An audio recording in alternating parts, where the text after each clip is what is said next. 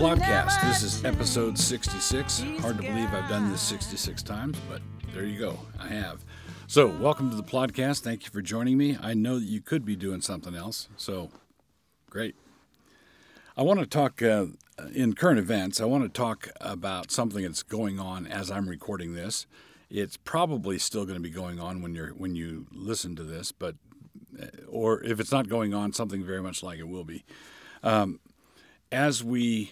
As I record this, a caravan of thousands of ostensible refugees is marching toward the U.S.-Mexico border from Central America. And this is calculated, obviously, to happen in coordination with our midterm elections. And so the question is, what are Christians to think of this sort of thing? What are we to make of it? First, we want to reject from the outset a simplistic understanding of what compassion means. And the mistake, the way this sort of thing usually works is it's playing on the tendency that we have to confuse the duties of an individual, Good Samaritan-like, a Good Samaritan type duties. You find a guy beat up by the side of the road, who was a neighbor to him, well, the one who took him to the inn and paid for his stay there, and who applied medicinal oil and so on. That guy was the neighbor to him. The priest and the Levite who crossed over and passed by the other side was not his neighbor. Now, if you take that sort of situation and you apply it straight across to nations, you're going to find yourself in a bind, because the dynamics, the variables, are wildly different. What do I mean? Well, let's say you find a guy beat up by the side of the road, and you help him out. You help a guy out. That's pretty straightforward, and you know that the help you're providing actually is help. But what does it mean to find a country beat up by the side of the road? What does that look like exactly? And if you have a country that is in shambles and you send a bunch of money to that country, and the dictator running it uses the money to feed his army, which is the reason the country's in shambles, you're not really helping. So it's sort of like what would the parable of the Good Samaritan have meant if the Good Samaritan had flunked every first aid class he ever took, and he didn't know that you weren't supposed to move a guy in that condition, and he moved him anyway, getting him onto his donkey and broke his neck. All right, now who was that man's neighbor? Well, you can't. It's not for nothing that the ancient Hippocratic oath starts with first, do no harm. Whatever you do, don't make the situation worse. Whatever you do, don't make the situation worse. Now, with this caravan heading toward our southern border, just in time for our elections, and you have thousands of people on the march, there are some amazing logistical details that have to be involved with that. This whole thing is a stunt. It is agitprop. It is theater in the round. It is being done for the cameras. Now, if you have, let's say you live in a house on the border, and someone who's genuinely a refugee, flying from oppressive tyranny, an oppressive, tyrannical government is trying to kill this person. They barely make it across the border, and they make it to your house. Do you take them in? Well, of course you take them in. So when we see a soldier running for the border between North Korea and South Korea, and he scrambles across and he makes it, every good-hearted person cheers that person on. We want genuine refugees to make it across the border. But this caravan is not about people in trouble trying to find a place to stay. This is about immigration policy. This is not about individual refugees who, if they're turned away, are going to be in a world of hurt. You don't.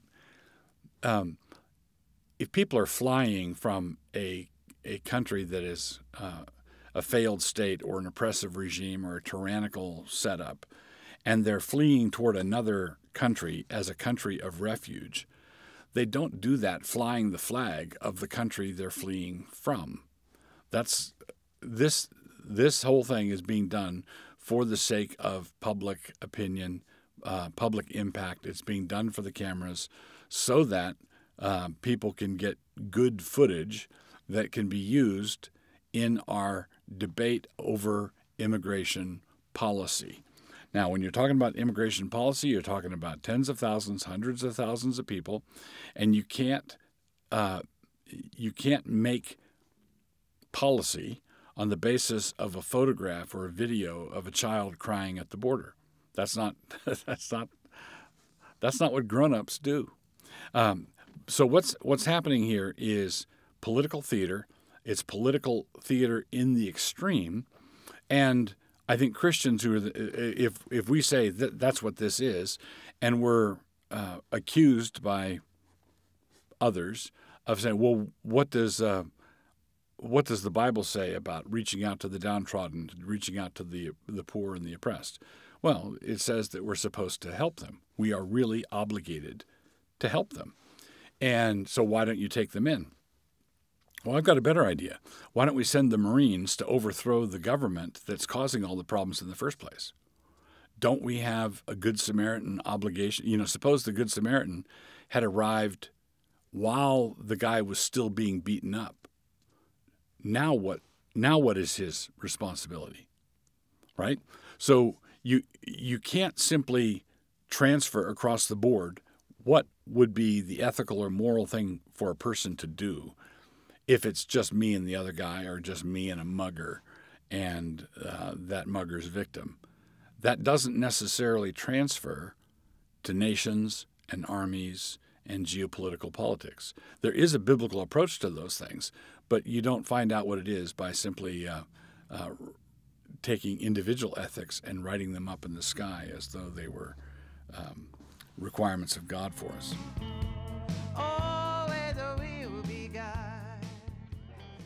The book I want to review in this episode of the Plodcast, episode 66, is a book by a gent named Hughes Oliphant Old, now with the Lord, who wrote a book called Worship in the Reformed Tradition. Worship in the Reformed Tradition. And what this book will do for you, if you're a pastor or a worship leader or someone who's responsible in any way for putting together the liturgy or the worship service of your church, if you have that responsibility, you want to think this task through biblically. Now, in the Reformed tradition, there is a position that is called, there is a name for the principle, which is the regulative principle, and there are certain brethren who are on the right wing of that principle, what I would call strict regulativists, who would put the principle this way. And Hughes Oliphant Old frames the regulative principle in another way, which I'll get to in a moment. The strict regulativists say, in effect, anything that's not required by the Scriptures, by the New Testament, as an element in worship is prohibited. So if you've got a particular element in your worship service, say your interpretive dance team, and they do an interpretive dance during the offertory, and someone says, "Hey, brother, where's that in the Bible? Where's that in the New Testament?" For a strict regulativist, he would say, if you don't have a text requiring interpretive dance in the worship service, then interpretive dance is thereby prohibited. If it's not required, it's prohibited. Now, this is in contrast to the Lutheran approach. With this issue has been with us since the time of the Reformation.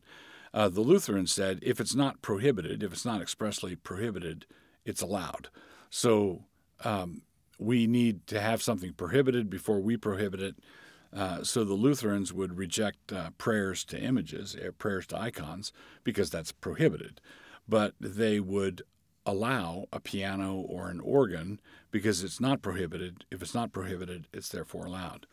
Strict regulativists would say there shouldn't be any instruments in worship because it's nowhere in the New Testament are we told that we are to use instruments in New Testament worship. They were used in Old Covenant worship, but not in New Testament worship. So those are the two ends of the regulative principle debate. Now, I want to argue that all Protestants have to be regulativists of some stripe. They have to be regulativists of some sort. But you want to be careful, because the statement, that which is not expressly required is therefore prohibited, is a standard that gets applied somewhat capriciously, somewhat arbitrarily. If you're not careful, you're going to find yourself up a creek without any paddles. So, for example, the New Testament does not give us an example or a precept requiring women to take the Lord's Supper. We have women being baptized in Acts. Philip baptizes men and women both. But we have no example of women taking the Lord's Supper. So if you apply the strict regulative principle, it's not required, therefore it's forbidden.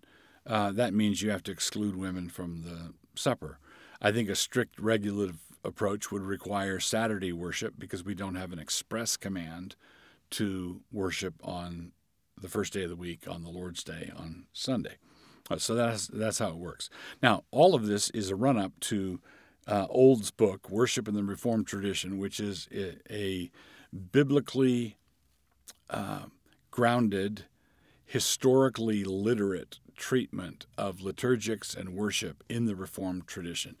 And I really like Old's formulation of the regulative principle. He puts it this way. He says that worship must be according to Scripture. Whatever it is you're doing has to be according to Scripture. So when a visitor comes to your worship service, and let's say he's a gracious visitor, an interested visitor, and you're talking afterwards at the fellowship hour, and he says, I'm curious, why did you do that? Or why did everybody kneel in the time of confession? Or why did everybody stand when the Scripture was being read? Well, any question that a reasonable visitor might ask is a question that you should be able to answer from the Bible. Worship should be according to Scripture. You should say things like, well, Paul tells us that we are to give ourselves to the public reading of Scripture, and so we do. In Ezra, the people stood when they heard the people were standing when they heard the law being read. We see in Scripture that kneeling is an appropriate posture for prayer, and so on. So basically, every element of the worship service is an element that you should be able to talk about from the Bible if someone asks you about it. So rather than saying that which is not expressly mandated is prohibited, and rather than saying that if it's not prohibited, then it's allowed, I think it's best to say that we want our worship service, the structure and the content of it, to be preeminently biblical.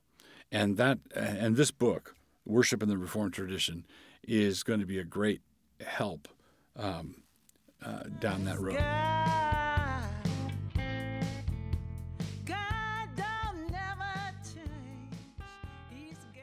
So here we are, Plodcast 66, and we've come to our hamartiology section, going through the New Testament, looking at all the different Greek words for various sins.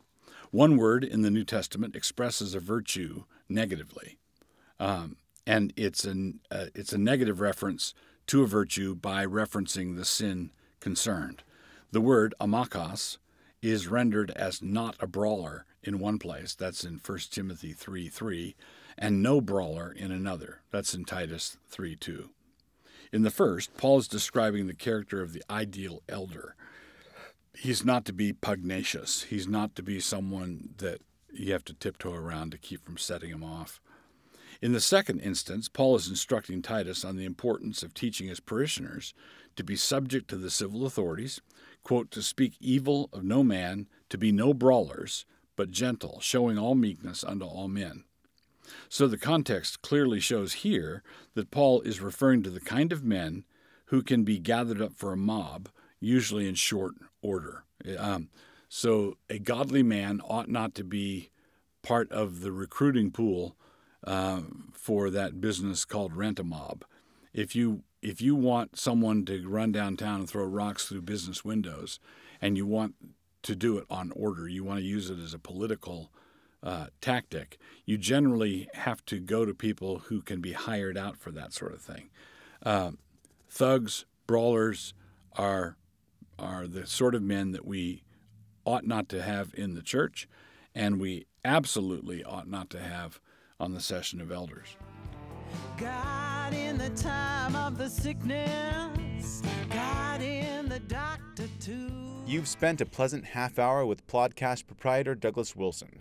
This podcast is produced by Canon Press. Please take a moment to subscribe to the Plodcast on your favorite listening platform. To hear more from Doug, please visit canonpress.com.